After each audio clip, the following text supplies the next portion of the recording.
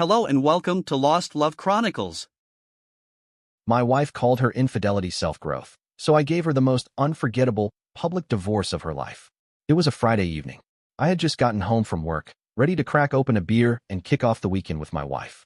The beer was waiting, but something felt off. She was already home, sitting silently at the kitchen table. I could tell right away she'd seen or done something that was bothering her. "Honey, we need to talk," she said. "Before diving into what happened, let me give you some context. My name is Trent Grayson, no relation to the former Supreme Court Justice. I'm 28, work in IT consulting, and hold a master's degree in computer science. I'm 5 feet 11 inches, about 205 pounds, with brown hair and eyes. I keep myself in shape with daily gym sessions and 5-mile morning runs. People say I look good, and I take care of myself. My wife's name is Lorna, though she prefers to go by Lena. She's 2 years younger than me, with a curvy, athletic build. She hits the gym often, has blonde hair, blue eyes, and toned legs. Small waist, great figure, just adorable overall. We met at a college party. Back then, she was Lorna Masters, working on her bachelor's in accounting. I was already into my grad studies. We clicked immediately and dated through college, tying the knot a year after graduation. Lena had a habit of making impulsive decisions, especially when excited about something. One early conflict was her refusal to take my last name. Instead, she insisted on a double-barreled hybrid Scott Putor Ron Clinton style, mixing both our surnames. I tried to talk to her about it calmly, but every time I did, she got defensive, accusing me of being sexist or trying to erase her identity. She'd point out other women she knew who did the same without issue, insisting I was the one stuck in outdated thinking. I wasn't trying to control her. I just foresaw practical problems down the road. Eventually, I lost patience and told her to write the name Lena Carter Grayson 5 times on a piece of paper, then read it aloud. After doing that, she changed her mind and agreed to take my name. Anyway, fast forward 5 years into our marriage. We hadn't started a family yet, but were planning to. Our 5th anniversary was just over 2 months away, and we had agreed to begin trying for a baby then. Since she had trouble with birth control pills, we always used condoms until our anniversary, when we planned to stop. I was really looking forward to it. That's when everything started to unravel. I was sipping a beer when my wife hit me with 5 words that immediately irritated me. "I just want to travel first." Before I could respond, she elaborated. "It's important for me to do this before we settle down and start a family," Lena said, trying to sound reasonable. "So let me get this straight," I asked, already feeling my temper rise. "You want to see other men, date them, sleep with them while still being my wife? And you think I'm supposed to be okay with that? Are you serious?" "It's just for a month," she replied calmly. "I just need a little more time for myself. After that, we'll celebrate our 5-year anniversary like we planned. Once I've had this final bit of independence, I'll be ready to fully commit and be your loyal wife forever." "Absolutely not," I said bluntly. "Okay, Trent, that's your choice," she said, unfazed. "But I'm doing this anyway. I don't need your permission, but I am being honest with you." "Seriously?" I asked. "You think sleeping with other men isn't cheating?" "It's not cheating if it's openly discussed and consensual. Cheating is lying and sneaking around, not what I'm doing. That's why I'm telling you now," she said, like she was being generous. "And it's not like it'll be all the time, maybe just Friday or Saturday nights. I'll still be home most of the week. I'll get enough sleep before work, so I won't be cranky or tired. Oh, I'm definitely not going to be available to pick you up after your little dates." "Why would you even think that?" I asked. I had a pretty good idea where this nonsense was coming from, but I asked anyway. "Have you been talking to Naomi about this?" I said. "Yeah," she admitted. "We've been chatting about when to start trying for a baby." "Let me guess. Naomi, your coworker who's been divorced 4 times and cheated in every single marriage? You're taking life advice from her?" "She believes it's important to find closure and clarity before having kids, so I can be the best mom I can be," Lena replied. "She also said that being with other people could expand my sexual perspective and maybe even make our sex life better." She looked determined to move forward, no matter how I felt about it. I tried a few more objections, but she had a counter-argument ready for each one. "All right," I said. "Clearly, you're going to do this no matter what I say. So, when's your first date?" "I haven't lined anything up yet," she replied. "But Naomi and I are planning to hit the clubs tomorrow night." "Got it. Then just know this: I don't care what you think you're entitled to, but if you try to bring anyone back to this house, there will be serious consequences," I warned. "I'd never do that," she said, almost indignant.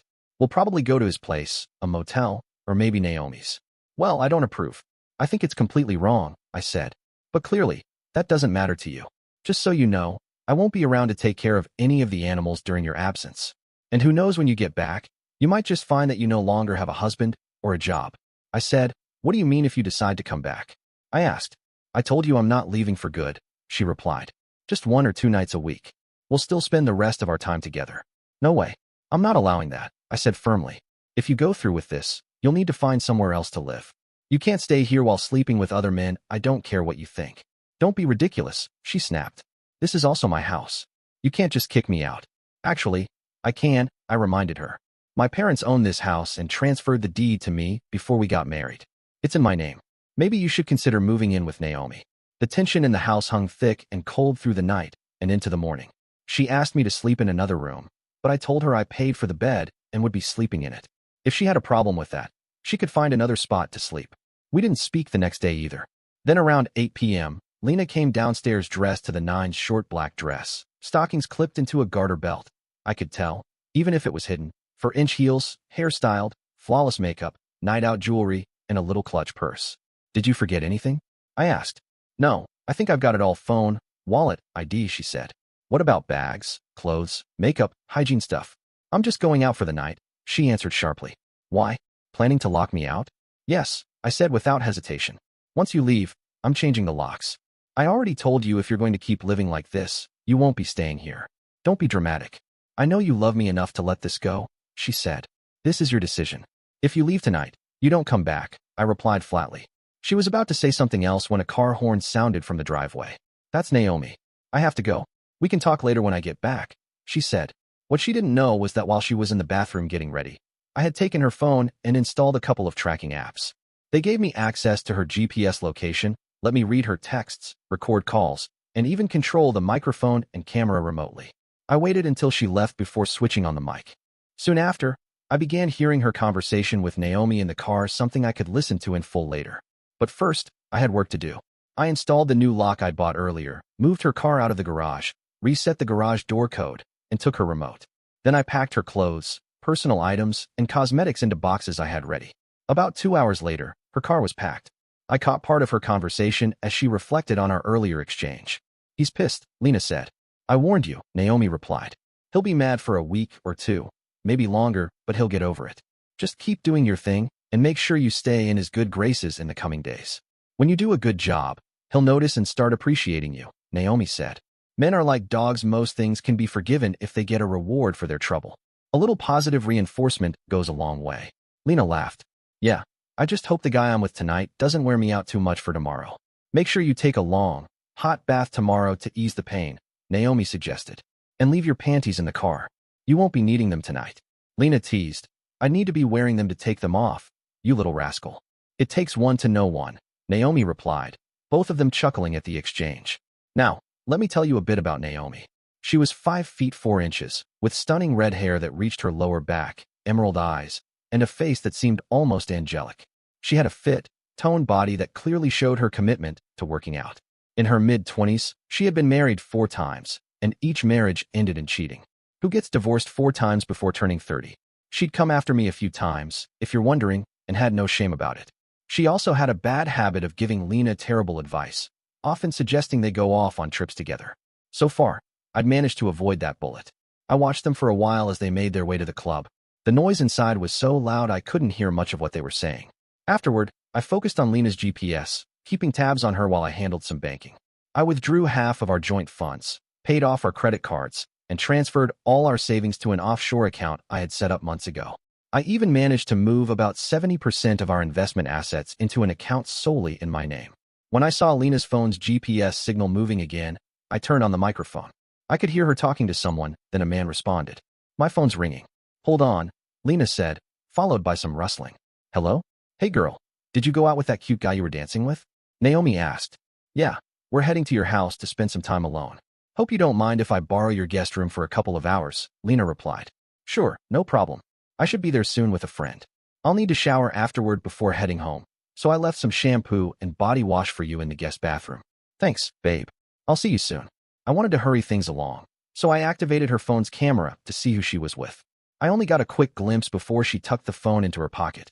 The guy didn't seem like much, probably in his late 30s, with thinning black hair and a height that made him look a lot smaller than me. I turned everything off while they were on their way to Naomi's house. When I saw them approaching, I switched the microphone and camera back on, listening intently until I heard them step away from the phone. It was all ridiculous. I needed Lena to be near her phone so I could record audio evidence of her infidelity. Video footage seemed like an unreasonable request at that point. "Hello, unknown man. How can I help you?" I heard her say. I recognized that ringtone. "Wait, never mind, sorry. I can't talk right now. I'll just tell him to try again later." She answered the phone, her tone light and casual. "Hello, sweetheart. What's up? Where are you?" I asked, keeping my tone neutral. "I'm at Naomi's. We're just hanging out for a bit. She'll take me home in a few hours." "We're watching a movie," Lena lied, her voice carefree. "I'll be home soon. Don't worry, I'm fine." "All right," I replied, not offering any affection or even a simple goodbye. By some miracle, Lena wandered into the bedroom, her phone likely still on, and placed it on the nightstand next to a lamp, aiming it toward the bed. I wasn't sure if the video would hold up in court, but at that moment, that wasn't my primary concern. I minimized the screen and set it to record. If she was going to socialize, I didn't see why I had to sit around and wait for her to come back. After all, what's good for the goose is good for the gander. She was being ridiculous, and it was time for me to make a move. I was going to meet people myself, and I'd make sure she knew it. The rest of my weekend was spent working on domestic chores and restoring my classic truck. A few years back, I'd struck a great deal on a 1972 GMC pickup, which had since become my project. I restored the 350 high-performance engine, upgraded the 3-speed manual transmission to a Borg Warner Super T10 4-speed, and installed a 12V PY traction rear differential. I also fitted leather bucket seats and gave it a matte black paint job. The final touch was connecting the engine to the fuel system, radiator, and vacuum using steel-braided lines. The work on my truck served as a great distraction, and the best part was I didn't have to worry about Lena during the evenings. I managed to get the truck up and running, and I took it to a lawyer to start divorce proceedings. It seemed like we'd be splitting everything 50-50, but I knew the Canadian legal system wasn't exactly fair to men when it came to asset division. Adultery, it seemed, was a guaranteed way to claim a paycheck, with loyal husbands left to foot the bill for their unfaithful wives. There was only so much defense you could put up. Friday evening arrived, and I cleaned up, prepped my truck, and got ready for the night. I took a shower, shaved, and sprayed on some cologne before slipping into a fresh pair of pants, a black dress shirt, and my rattlesnake skin cowboy boots. I treated myself to a meal at an exclusive steakhouse. I won't bore you with the details, but the T-bone steak, loaded baked potato, vegetables, and house salad were all outstanding. After dinner, I stepped outside and checked Lena's phone. They had arrived at the club about 30 minutes earlier. It was time to put my plan into motion. I knew this would annoy Lena a bit, but I was ready. I smiled to myself and pulled into a parking spot a few cars away from hers. Lena was clearly driving tonight, which made things easier for me because I didn't have to worry about Naomi being left behind or anything. Judging by how they parked, Lena was definitely the one behind the wheel, and that was exactly what I wanted.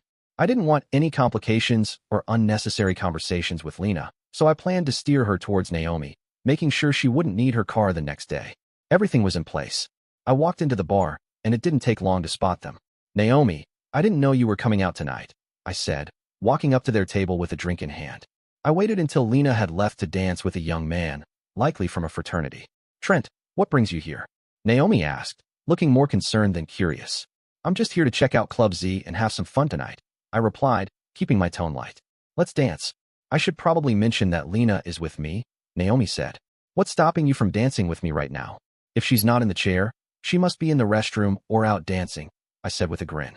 "Yay, I'd love to dance with you." Naomi beamed, and we hit the dance floor. We danced through 3 songs, and when the tempo slowed for a slow song, I saw my opportunity.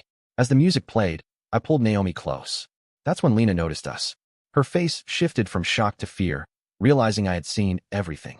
She excused herself from the dance floor and returned to their table, glaring at me with irritation. "Sweetie, you have no idea," I thought to myself. Naomi and I had danced close, and I couldn't deny that she was fun to be around. She was a real catch. Lena quickly realized what was happening. Her eyes locked on me. She smiled, then moved closer to me, showing off her figure through her sheer dress, wearing very little underneath. After the song ended, I walked Naomi back to her table, and she invited me to sit with them. I gladly accepted. On the way, I waved over to the server for a refill and told her to add all 3 beers to my tab. "Trent, what are you doing here?" Lena asked, glaring at me. "What do you mean?" "I'm doing the same thing you are drinking, dancing, having a good time. Is that not allowed?" I replied, keeping my cool. "Who are you kidding? You're just here to ruin my night," Lena snapped. "Not really, Lena. I didn't know you'd be here. We haven't spoken since you moved out. How could I know?" I said, shrugging. I heard about this place from some coworkers and thought I'd come by for a fun night. It's fine for you, but not for me, I guess. I turned my attention back to Naomi, resuming our conversation. Lena sat there, fuming. She wasn't looking any more appealing than before, but I pretended not to notice. It was clear she was trying to make me jealous. I could tell by the way Lena was hitting the dance floor and dancing with various guys that she was enjoying herself. I couldn't help but laugh to myself as I watched her, talking to Naomi at the same time. When I noticed a guy approaching Lena to ask her to dance, I made sure to ask her first. After a few dances, it became clear to everyone that we were together. A few hours later, I saw an opportunity. Lena was dancing, and Naomi was in a great mood, smiling and waving as I approached her. As I got closer, it became obvious that she wasn't wearing much. She stretched out and ran her hand across the front of my jeans. "Is your place closer?" I whispered, leaning into her ear. "Lena should be here soon," she replied. "Does that matter?" I asked, kissing the back of her neck. "I assume she'll have her own room," I continued. "I hope not," she responded, still feeling the heat of the moment. She had the keys and was driving. She could find her way back. I kept the mood going as we headed back to her apartment, tenderly stroking her calf. As soon as we walked in the door, she took off her dress, grabbed my hand, and led me to her bedroom. The intimacy was great. She was definitely good at it. I'd taken all the right precautions, as I usually do. In the middle of it, I heard the front door open and close. Naomi wasn't paying attention, thank goodness. For the record, Naomi is a screamer, and Lena's room is next to Naomi's, so I was prepared. It ended up being a night to remember for several reasons. Lena seemed unsure about some things, but we both got into it, and eventually, we passed out from exhaustion. The next morning, I woke up to a surprise downstairs, enjoying a quiet moment. Despite our open conversations about Naomi's colorful past, I wasn't going to mention any favors being returned. You might wonder about my ethics, but I believe in mutual enjoyment and love, with safety and health being top priorities, which is why I always use protective measures. Breakfast was awkward, to say the least. Lena had probably been trying to sleep in, but she was in the kitchen when I came down. "Coffee?" she asked. "That's okay. I'll get it," I replied, noticing the faint smile on her face. I grabbed a clean mug and stood by the Keurig as it brewed, wondering what she would have put in my coffee if I'd let her make it. She didn't say much after that, and went to talk to Naomi. I did too. Lena had figured out we were missing and knew what had happened. She wasn't happy when she saw my truck parked at the apartment complex, probably because she'd given her date some nasty looks during breakfast, and he left quickly. I didn't stick around for long. When I set my mind to something, I'm determined, and I don't give up easily. I knew Lena worked with a lot of attractive, single women. I had met a few of them at work events and personal gatherings, and I had their contact information. I began reaching out to a few of Lena's acquaintances and coworkers, asking them out, and most of them agreed to go on a date with me. A few hesitated because I was still legally married, but Lena had already shared so much about our situation at work that I was able to convince them.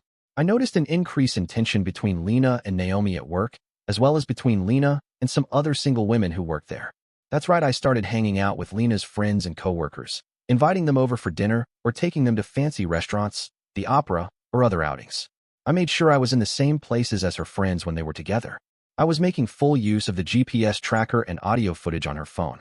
I also found out that some of the coworkers I thought I was seeing were planning trips and having fun with the real Lena. Meanwhile, Lena continued going out and returning with her friends, arguing with Naomi. I was enjoying myself, going out to dine at fine restaurants, dancing, and spending time with different people. I also appreciated hearing Lena's own thoughts on the situation. Everyone was out, and Lena was talking about how things weren't supposed to happen this way. Naomi asked, "What do you mean?" Lena responded, "He was supposed to wait for me until I finished my final year. We were supposed to start our lives together, not cheat on me." Naomi replied, "Yeah, I didn't expect this either." Lena then said, "To be honest, I've had a good time, but no one compares to Trent when it comes to making me feel good. Our anniversary is coming up, and we've decided to start trying for a baby." Naomi responded, "Yeah, he has a way with women, Lena." Lena then shot back, "And you? What were you doing, bringing him over and lying to me and my husband all night, only to backstab me the next morning?" Naomi answered, "Hey, relax. You know I've had feelings for him for years. What did you expect when he made a move on me? He really turned on the charm, and I couldn't resist." Lena admitted, "But he's married. You could have respected your best friend." Naomi replied, Okay, sorry. Look, he hasn't called me back, and I don't think we'll get back together. Don't be mad at me for telling you this, but he's been hitting on half our friends and coworkers." Lena said, "I can't believe those backstabbers are doing this to me. I can't wait to see what's coming to them." Naomi asked, Are you heading back to him now, Lena? Lena answered, yeah, I'll call him later and let him know I'm ready to come back and start trying for a family. I couldn't help but smile as I watched their interaction. Lena had no idea what was coming next.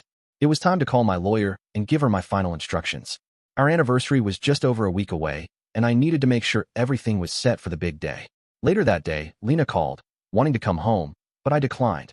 I explained that if I let her come back, I'd be going back and forth with her constantly. I told her about some of the major upgrades I had made to the house, wanting to surprise her. When Lena arrived home, everything was completed. I had planned to have the house looking perfect by the time she returned. She had prepared a gift for our anniversary, and I may have dropped a few hints, leading her to believe incorrectly that one of the rooms was being turned into a nursery. I didn't say it outright, but I didn't mind letting her think that. I convinced her to wait until our anniversary for her surprise and promised it would be a good one. Everything was ready to go. It was 6 p.m. on a Saturday, and my 2-month plan to surprise Lena with a massive pool party, complete with a brand new pool in the backyard, was in full swing. She couldn't believe her eyes when she stepped into the backyard. There were many of our friends and family present. Just then, the doorbell rang. I had instructed Lena to arrive at 6 o'clock, and while it might have been predictable, anyone passing by the house would have noticed something was up. Still, she was caught off guard when she walked through the front door. All right, everyone, the guest of honor has arrived. I called out. Trent, what's going on? She asked. I kind of thought we were going out to dinner today, she added. No, I replied. Today is a special day, and I wanted our family and friends to be here to see it. She seemed surprised. All right, hun. It's just that I didn't expect anything like this. Just leave your suitcases here for now, I said. We'll get to them later. You arrived just in time for dinner. Come on in, you can go to the front of the line since you're the guest of honor.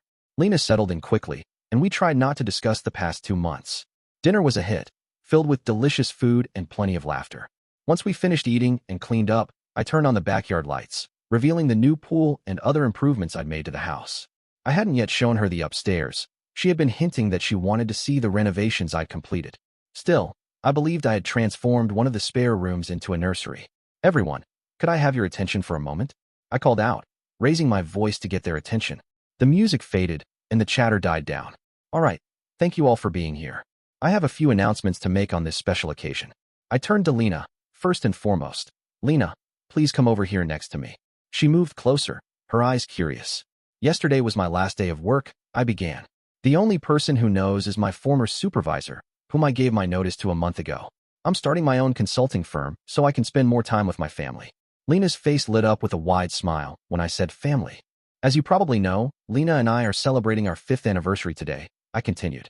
What you might not know is that Lena and I have been discussing starting a family for some time now, and we've decided that today is the day we'll begin trying. So, for our anniversary, I want to give Lena a special gift. I stepped aside and motioned for her to come forward. Lorna Grayson, you have been served, the woman said.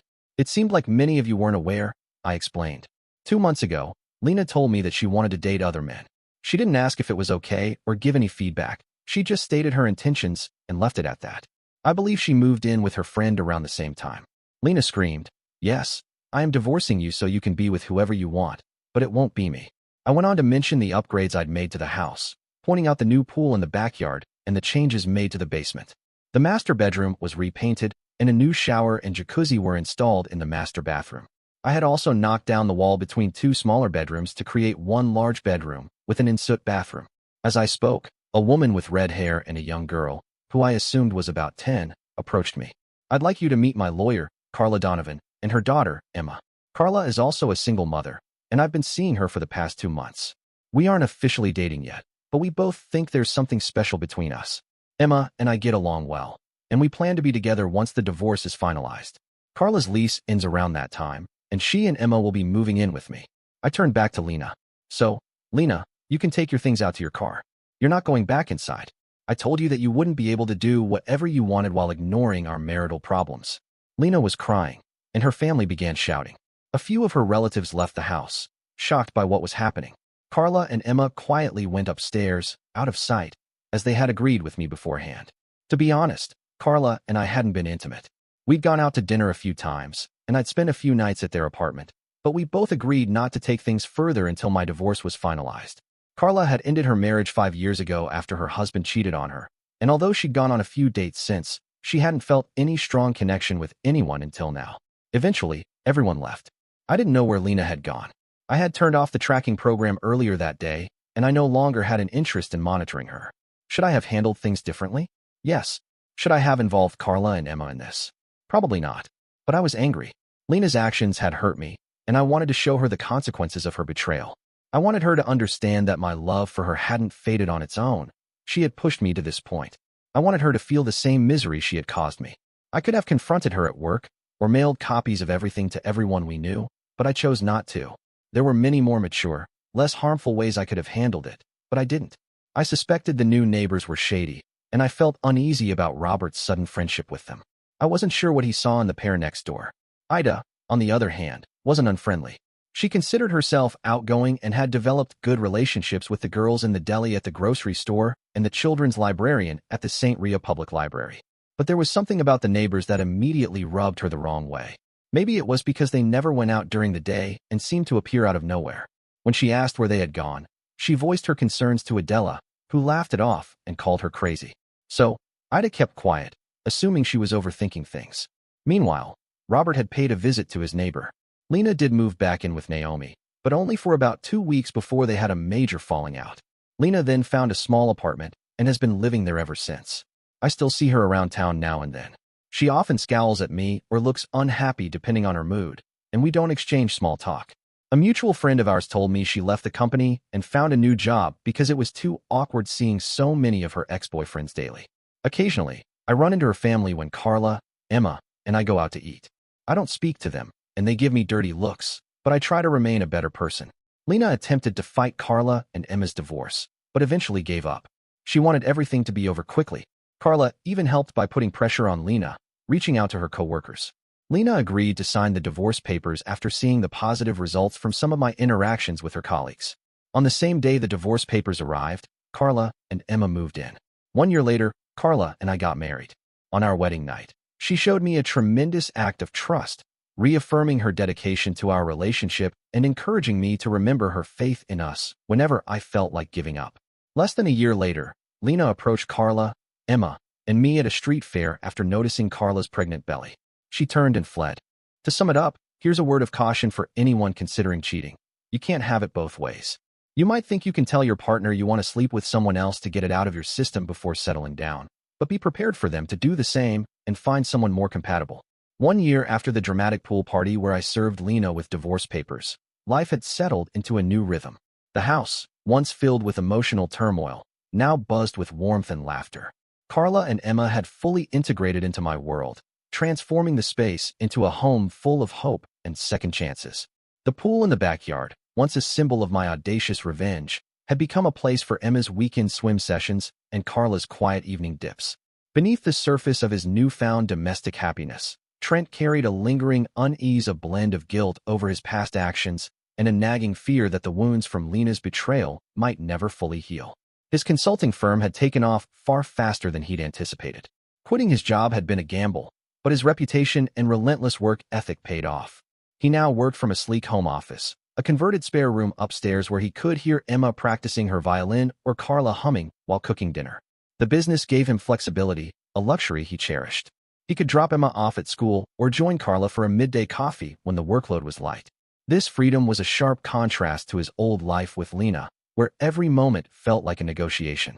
Carla, with her sharp legal mind and quiet strength, had become a grounding force for Trent. She understood his guarded heart, having experienced her own betrayal in her previous marriage. They had agreed to take things slowly, letting their relationship develop naturally after the divorce was finalized. Their wedding, a small event with close friends and family, was a celebration of trust, something Trent hadn't realized he had lost until Carla helped him rebuild it. Emma, now 11, was a bright spark in their lives. She took to Trent immediately, calling him tea and roping him into science fair projects and late-night board game marathons. But the past wasn't entirely behind them. Lena's presence still lingered like a faint shadow. Trent occasionally spotted her in town at the grocery store, the coffee shop, or driving past in her compact sedan. Her expression was always a mix of defiance and sadness. Mutual friends shared glimpses of her life. She had left her accounting job after the awkwardness with coworkers became unbearable and was now working at a small firm across town. She lived alone in a modest apartment, and rumors swirled that she had sworn off dating to focus on finding herself. Trent didn't know how to feel about it. Part of him wanted to gloat, but another, quieter part felt a pang of sorrow for the woman he had once loved. One crisp autumn afternoon, Trent was at the park with Emma, watching her race around the playground while he sipped coffee on a bench. Carla was at a legal conference, leaving the two of them to enjoy their usual weekend adventures. As Emma swung from the monkey bars, a familiar figure approached. It was Lena, bundled in a scarf and coat, her blonde hair tucked under a beanie. She hesitated, clearly debating whether to turn back, but Trent caught her eye and gave a small nod. Lena walked over, her steps cautious. "Trent," she said, her voice softer than he remembered. "I didn't expect to see you here." "Emma loves this place," he replied, keeping his tone neutral. "What about you? Just passing through?" She shrugged, glancing at Emma. "I walk here sometimes. Clears my head." There was a pause, heavy with unspoken history. "She's a sweet kid," Lena said, looking at Emma. "You're good with her." Trent nodded, unsure where this conversation was going. "She's easy to love." Lena looked down, fidgeting with her scarf. "I owe you an apology. Not just for everything, but for how I handled it. I was selfish," Lena admitted, her voice wavering. "I thought I could have it all freedom. You a family. I was wrong." Trent's jaw tightened. He had imagined this moment 1,000 times, rehearsing cutting replies in his mind. But now that it was here, he felt oddly empty. "Why now, Lena?" "It's been over a year," he said, his voice steady but distant. "I've been talking to a therapist," she confessed, her eyes searching for understanding. "Trying to figure out why I blew up our life. I think I was scared of settling down, of losing myself in motherhood." Naomi's ideas seemed like a way to hold on to some control, but they were poison. "I hurt you, and I'm sorry." Trent studied her, searching for the woman who had once laughed with him over late-night pizza or planned their future with starry-eyed enthusiasm. She was still there, but she was dimmed, like a light bulb flickering out. "I appreciate that," he said finally, "but apologies don't erase the past. I've moved on. I had to." She blinked back tears, her eyes glistening. "I know." Lena took a shaky breath. "I saw Carla at the street fair." "She's pregnant, isn't she?" Trent nodded. "Due in 4 months." "A boy," Lena said, forcing a smile. "That's wonderful." "Really?" Trent didn't answer right away, letting her words sink in. "I won't keep you," Lena said, her voice faltering. "I just needed to say it. Take care, Trent." She turned and walked away, her figure shrinking into the autumn haze. Trent watched until she was gone, his coffee cold in his hand. Emma ran over, breathless. "Who was that, T?" "Just someone I used to know," Trent replied, ruffling her hair. "Ready for ice cream?" That evening, Trent told Carla about the encounter. They sat on the couch, her head resting on his shoulder, the house quiet except for the hum of the dishwasher. "How do you feel about it?" Carla asked softly. "Conflicted," he admitted. "I wanted to hate her forever, but seeing her today, she's broken, Carla. I don't think she meant to destroy us. She just didn't know how to stop herself." Carla squeezed his hand. "You're allowed to feel sorry for her. It doesn't mean you forgive her or want her back. It just means you're human." Trent kissed her forehead, grateful for her clarity. "I don't regret the divorce, but I regret how I handled it, the spectacle, dragging you and Emma into it. I was so angry. I wanted to hurt her as much as she hurt me." "We've talked about this," Carla said gently. "Emma and I were okay with it. We knew you were hurting, and honestly, that night pushed Lena to face reality. She might not have signed those papers so fast without it." Trent chuckled dryly. "You're too practical for your own good. It's why you love me," she teased, then grew serious. "You're not that guy anymore, Trent. You've grown. We're building something real here. Focus on that." She was right. The next few months were a blur of preparation. Trent and Carla decorated a nursery, painting it in soft blues with a mural of stars that Emma helped design. When their son, Liam, was born, Trent felt a joy so profound it eclipsed the pain of his past. Holding his son, he realized that Lena's betrayal had been a detour, not a destination. It had led him here, to a family he hadn't dared dream of. Lena faded further into the background. Trent heard she had moved to a nearby city, chasing a fresh start. He wished her well silently and let her go. His life was full, messy, imperfect, but full. Dear listeners, please share your thoughts in the comments section below and don't forget to like, share, and subscribe.